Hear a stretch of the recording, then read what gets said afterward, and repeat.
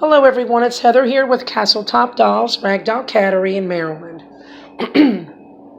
Today I'm going to do a video on the genetic defect, HCM. HCM is a defect of the heart. It's genetic. A lot of cats are prone to this, not just the Ragdoll. Pedigree or not, they can get this. It's very common though in this breed and in the Maine Coon. I'm going to get into talking about DNA tests for this, and I'm going to get into other tests that you can do to see if your cat has this. There are 3 test results on DNA. You could do a blood test, or you could do a different kind of test called a cheek swab test. The results that you will get will be either negative for HCM, positive hetero, or positive homogeneous. One might say, well, what does this mean? When people hear the word positive, they think the cat has actual HCM, but it means that it just carries the DNA for HCM. Like in people, there was a ridiculous number, I believe it was either 1 out of 10 or 1 out of 5 people actually carry the DNA for cystic fibrosis, but none of us ever get the disease because our cells are constantly repairing themselves to ward off these horrible diseases. But now getting back to this, a positive hetero cat is 15 to 20% likely to get HCM in its lifetime. HCM usually occurs between 6 months and 2 years old. Some cats can get it later, but this is more rare in this breed. When a hetero cat does get HCM, it's usually extremely mild, and your cat usually shows no signs of the disease and can go on to live a normal life unmedicated. When a homogeneous cat gets HCM, it's a little bit different. These cats can be chronically sick with this disease, homogeneous cats. They are 40 to 60% likely to get the disease. And when they get it, it's usually moderate to severe. These cats do need to be treated. Not all homogeneous cats will ever get HCM, just like with hetero.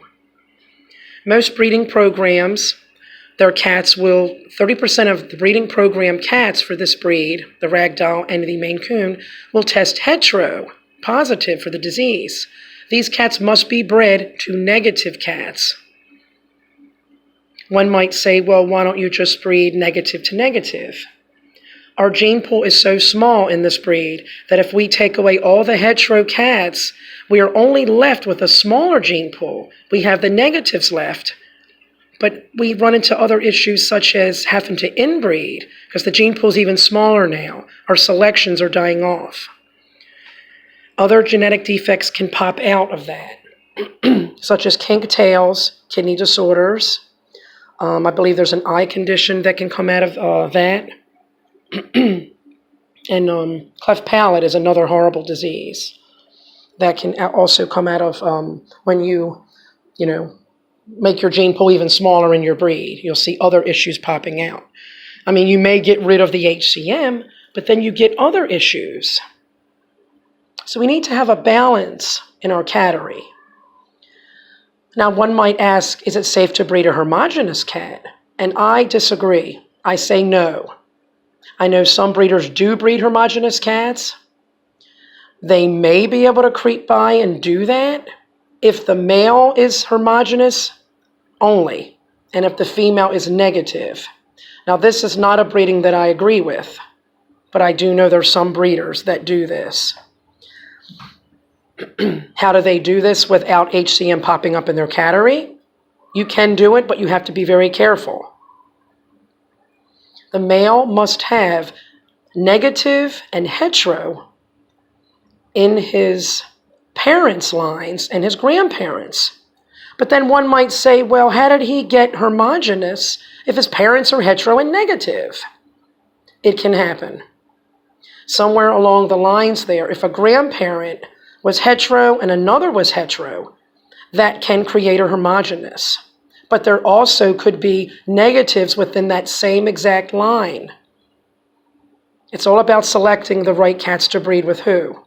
But like I said, I myself would never breed a homogeneous cat, not even to a negative. I think the best breedings are the negative to negative and hetero to negative.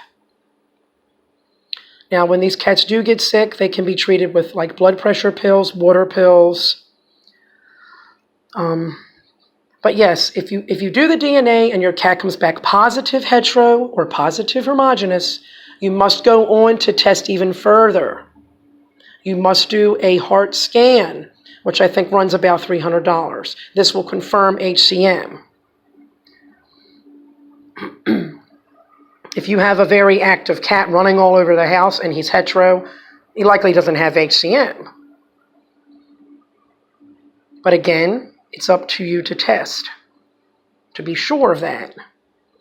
But like I said, I wouldn't run out to treat any cat for HCM if it's, very healthy and doing good.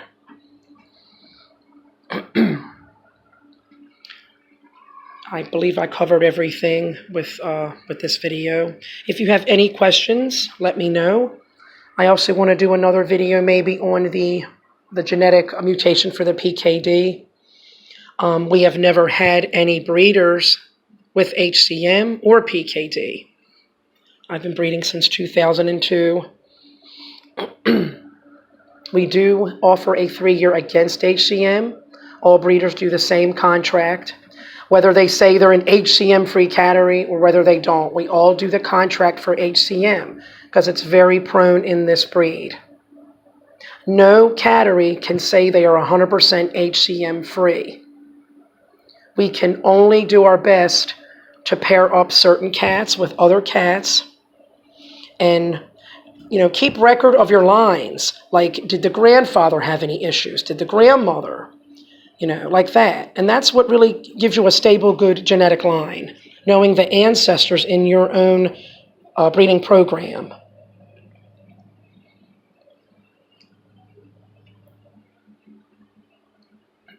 Thanks for viewing my video.